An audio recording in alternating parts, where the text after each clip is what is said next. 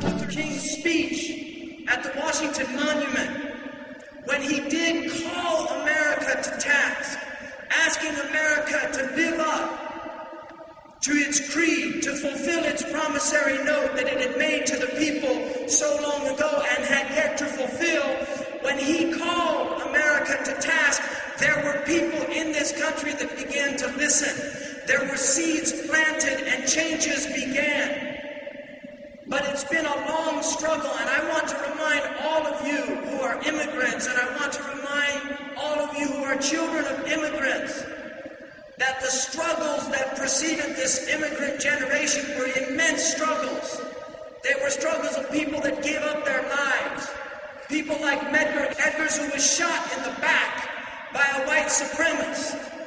A cowardly act indeed. People like Rosa Parks, great sacrifices.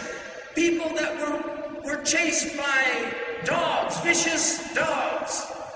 People that were watered down with fire hoses, chanting, "We shall overcome." Not too long ago, I heard that song, and it was a song that I learned as a little child because I marched with my mother when I was about 5 years old. I was marching in the civil rights marches with my mother, and I remember that song, "We shall overcome." I do believe deep in my heart one day we shall overcome. This was a dream in the hearts of people in this country that things could change. And those people struggled. They were people that lost their jobs. They were people that gave what money they had. They were people that pooled their resources, that drove to Selma in Mississippi, drove down in cars to march with Dr. King. People that sacrificed. This is the legacy that we are inheriting. And the American Muslim community, I think, is a new chapter in the challenge of calling America to task.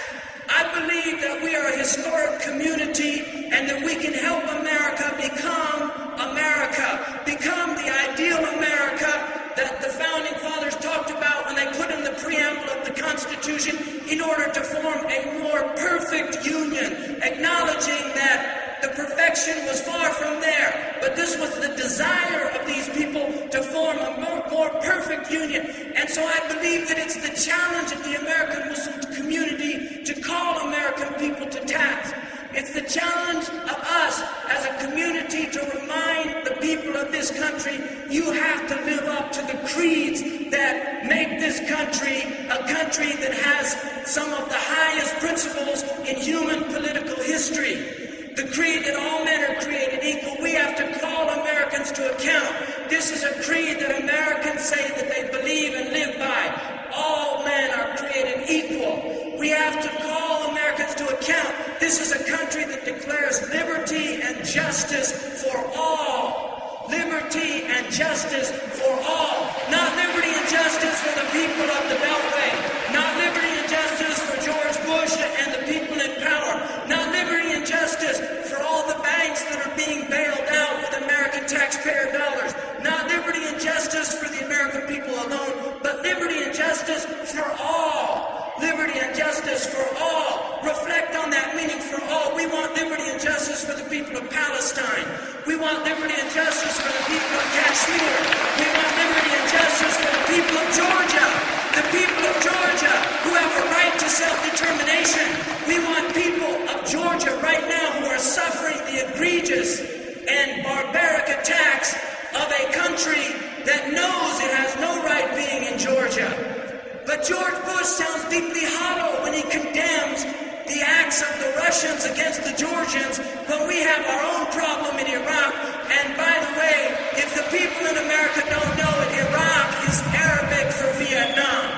Iraq is Arabic for Vietnam. It's a mistake. It has to be changed. This is what we have to call this country to task. We have to remind this country, and we have to be courageous in raising our voices, because we have every right to raise our voice. We are people of this country. We are Americans. We are people States of America. We have to remind these people that this is a country that declares as a motto, e pluribus unum, out of many one, out of many people, one nation, out of many creeds, one people, out of many states, a United States. This is a creed that America says is a motto, e pluribus unum, out of many one. Thomas Jefferson said that he wanted a country where the Jew, the infidel, the Mohammedan, and the Hindu would have rights in this country to worship as they see fit. This is what America was about from the very inception, but it has yet to realize its own ideals. It has yet to realize its own ideals, and so we're calling this country to task. But as American Muslims, we also have to call our fellow Muslims to task, because we too are a community that is not living up to its ideals. We too are a community that is not fulfilling its highest principles. We're a people that believe in the verse, وَقُولِ لِلنَّاسِ حُسْنًا, speak good to people, speak beautifully to people. Are we speaking beautifully to people? Are we speaking beautifully to people? Are we talking about our fellow Jews, our fellow Christians, our fellow citizens of this country in the best way? We can criticize. There's nothing wrong with criticism when it's constructive, but if we denigrate and demonize, then we are not following the book of God. This is not the book of God. So we have to call the Muslims to task. We have to recognize that we live in a country that has a just wage law, and yet I know of no Muslim country that has a just wage law. There are Muslim countries in which people are in bondage, are in next to servitude that is nothing less than slavery. This is happening in Muslim countries today, and there's much. You can see all of the research that has been done in this area. So we have to call the Muslims to task. We have to ask the Muslims, are they living up to the creed? لا يؤمن أحدكم حتى يحب لأخيه ما يحب لنفسه. None of you truly believes until you want for your fellow man what you want for yourself. Are we living up to that creed? Do we want death and destruction on people that we perceive as our enemies? The American people are not the enemies of Islam. The American administration currently has gross injustices in the Muslim world, and we condemn them with all of our heart, just as many Americans who marched in the cold, who marched in rain and sleet and snow to say not in our name. We have to condemn those acts of the American administration, but also recognize that those acts are not necessarily representative of the American people. There are many good people in this country that are losing sleep over the people that are dying in places like Afghanistan, in places like Iraq. So we have to recognize that the American people and the American administration are two different things. Now that brings me to an important point. I personally believe that it is extremely important that Islam does not become democratic or Republican or libertarian or independent. Islam transcends political parties. Islam is not the party of Republicans. Islam is not the religion of Republicans. It's not the religion of Democrats. It's not the religion of independents or any other political group. It is the religion of God in our belief. And it is the religion that was offered as a gift to humanity. Republicans are welcome to it. Democrats are welcome to it. Barack Obama's welcome to it. So is Mr. McCain. And so is Sarah Palin, if I got her name right. They're all welcome to it. And if they don't want it, that's fine too. Because we can live together. It's a big world. There's lots of room for everybody. Paradise is a big place. It's bigger than the heavens and the earth. There's plenty of room in paradise. I want everybody to get in there personally. I want everybody to get in there. I don't want a paradise like a private palace that I preserve for myself. I want to see everybody in there. We have Muslims that think paradise is like a convention center. You block it up for yourself and no other group can come. We have Muslims that believe that. This group or that group, they have their convention center and they can't wait till the day of judgment to watch themselves go in and everybody else says, for members only.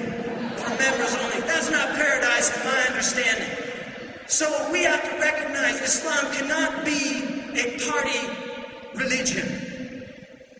Muslims voted, many of the Muslims voted for the Republicans 8 years ago. And then were shocked by what happened. Welcome to American politics. Welcome to American politics. Some of you are learning. It takes a little time. We're on a learning curve. Politicians always make promises. That's why they're politicians. The ground of politics is compromise. The ground of religion is principle. We don't compromise religious principles. Politicians will always compromise. The ground of religion is principle. Religion is there to speak truth to power. It's to remind politicians you are public servants. And I want to remind all of you, get out and vote. There should be a mass vote of Muslims. I am totally against war. I am against war in all of its modern manifestations because all I see is human suffering when I see war. And therefore I want the end to war. I feel deeply sorry for the Afghan people. Over 30 years of horrific warfare. But I also have great sympathy for these young Americans that are being sent into harm's way for no real just reason. And I want to see them brought home. I want to see these American troops brought home.